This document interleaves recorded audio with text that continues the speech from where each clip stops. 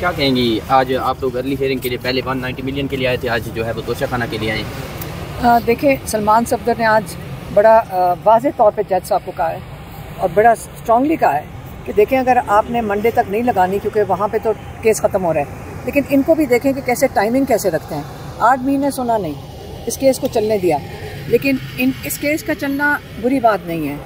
इससे बुरी बात नहीं है कि जो पिछले हफ्ते सलमान सफदर ने पता नहीं ये क्यों नहीं बताया कि पिछले हफ्ते जो विटनेसेस आए थे ना, वो पहले एक विटनेस से, प्रोसिक्यूशन के विटनेस से, उसने खुद उसकी बयान पे केस ख़त्म हो गया।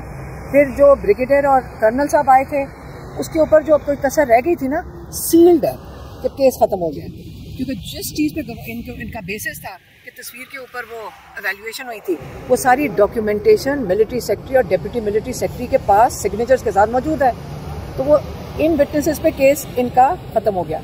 अब जब केस भी ख़त्म हुआ है तो आप सोचें कि जज जजमेंट के कितनी मुश्किल होगी, तारीख में लिखे जाएंगे जब केस ख़त्म हुए के ऊपर वो सज़ा देंगे। अब यहाँ पे ये जो जज मनहास साहब बैठे हैं, इन बेचारों के ऊपर कितनी मुश्किल होगी, कितना बड़ा इम्तिहान है इनके ऊपर कि ये वो फैसला अगर ये हियरिंग नहीं देंगे। एक छोटी सी चीज़ है, जैसे सलमान सफदर साहब ने कहा कि वो तो 9:30-10 बजे तक कोर्ट से ही फारग हो जाते हैं सारे, यहाँ तो 10 बजे से आगे इतनी देर केस ही नहीं चलने।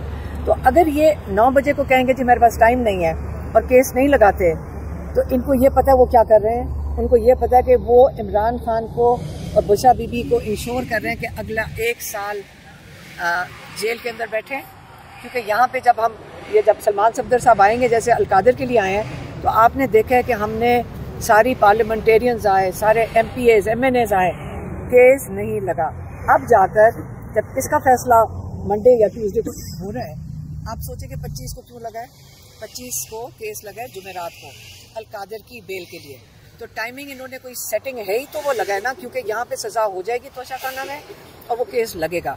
तो इसलिए सलमान सफदर साहब और हम उम्मीद करते हैं कि इस डायरेक्शन में ना जाएं, इस किस्म के ज़मीर की आवाज़ पे फैसला दें। सारों को पता है कि ये तोशाखाना होना ही नहीं चाहिए था, डबल जेपीटी का केस है।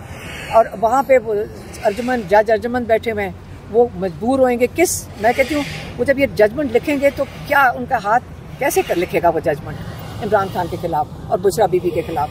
और फिर जब यहाँ आएंगे, आपको पता है कि यहाँ पे तो केस लगना ही नहीं है। तो अब आप देख लें कि ये क्या तरीक़ाकार जुडिशरी के थ्रू, जजेस सारी जुडिशरी में ख़ास मैन्युफैक्चर्ड कोर्ट्स के थ्रू इमरान खान और बुशरा बीबी को जेल में रखने के इंतज़ामात हैं। Thank you very much.